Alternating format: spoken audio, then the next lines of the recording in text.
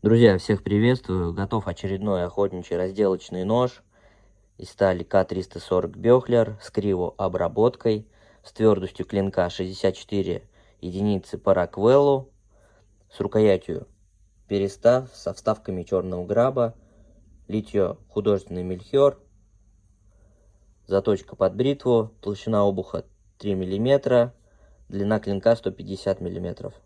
Нож в наличии. Кого заинтересовал, обращайтесь для заказа.